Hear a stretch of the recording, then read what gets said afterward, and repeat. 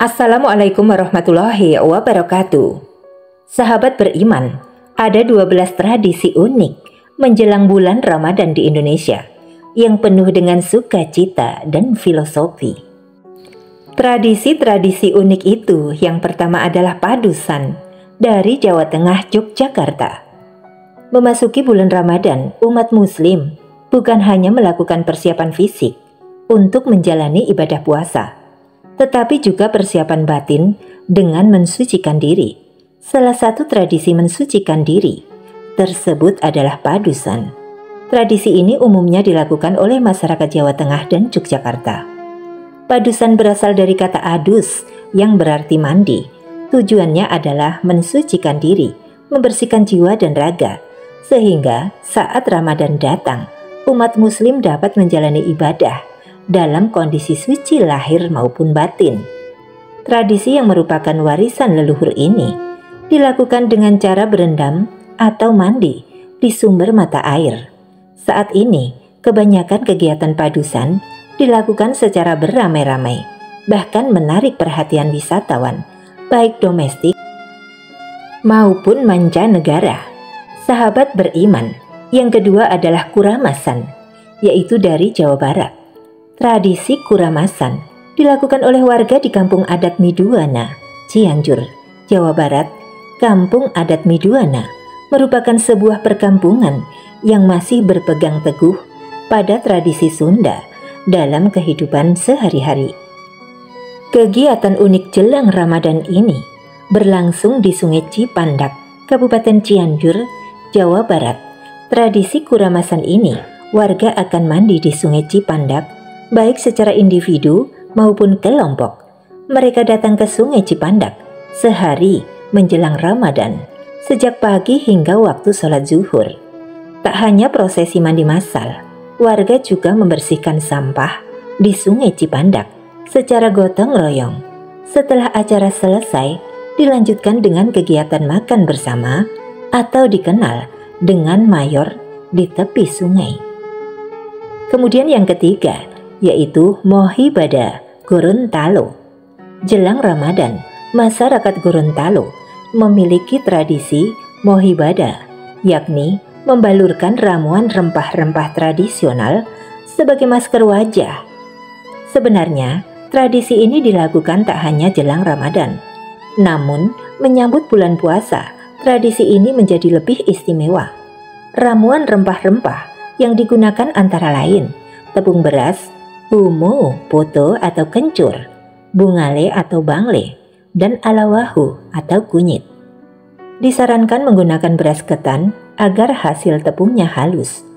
Mohibada dilakukan untuk menjaga kondisi kulit agar biasanya saat puasa kulit terasa kering apabila cuaca Gorontalo sangat panas menjadi dingin. Biasanya paket rempah tradisional ini dijual di pasar tradisional, sehingga masyarakat Gorontalo tak perlu meracik sendiri. Tak hanya aromanya yang harum sepanjang hari, kulit juga akan terasa kencang, sehat berseri, tidak kering, dan mengurangi kerutan. Kemudian, tradisi yang keempat, yaitu makan telur ikan dari Kendal. Masyarakat Kaliwungu, Kendal, memiliki tradisi unik, yakni makan telur ikan mimi. Ikan mimi adalah binatang laut yang menyerupai ikan pari. Menjelang Ramadan, telur ikan mimi banyak dijajakan di alun-alun kota yang disulap menjadi pasar tiban atau pasar dadakan.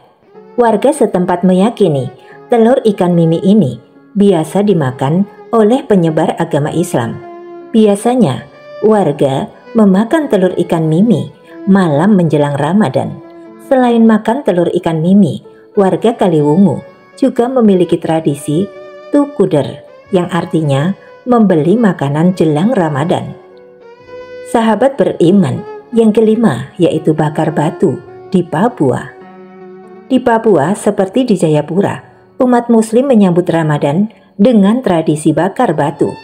Disebut bakar batu karena batu dibakar hingga panas, lalu ditumpuklah bahan makanan seperti daging ayam, kambing, sapi, dan umbi-umbian. Tumpukan makanan ini kemudian ditutup lagi dengan batu panas hingga matang. Tradisi bakar batu dilakukan sebagai bagian dari kegiatan silaturahmi dan saling memaafkan sebelum Ramadan tiba.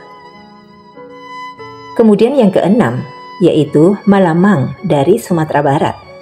Malamang merupakan tradisi di Sumatera Barat yang dilakukan dengan memasak lemang, yaitu yang terbuat dari penggabungan antara beras ketan putih dan santan yang dimasukkan ke dalam bambu. Tradisi ini bertujuan sebagai sarana berkumpul dan mempererat tali silaturahmi sambil menyambut datangnya bulan Ramadan. Malamang harus dikerjakan oleh banyak orang.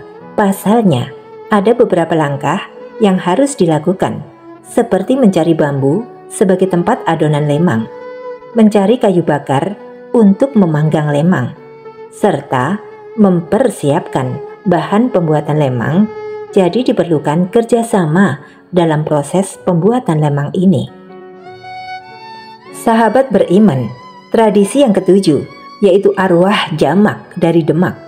Arwah jamak adalah tradisi yang dilakukan oleh masyarakat Demak. Tradisi ini sudah ada sejak masa Sunan Kalijogo.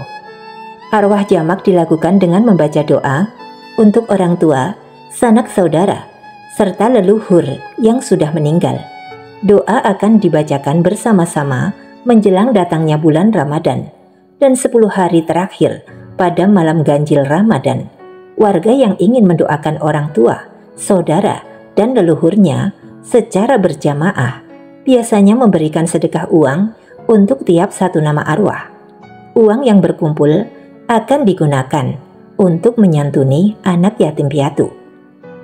Dan yang kedelapan adalah Meugang dari Aceh. Meugang merupakan tradisi menyembelih kambing atau sapi yang dilakukan 3 kali dalam setahun, yaitu pada bulan Ramadan, Idul Adha, dan Idul Fitri. Biasanya masyarakat memasak daging di rumah. Setelah itu, membawanya ke masjid untuk makan bersama keluarga, kerabat, tetangga, atau yatim piatu.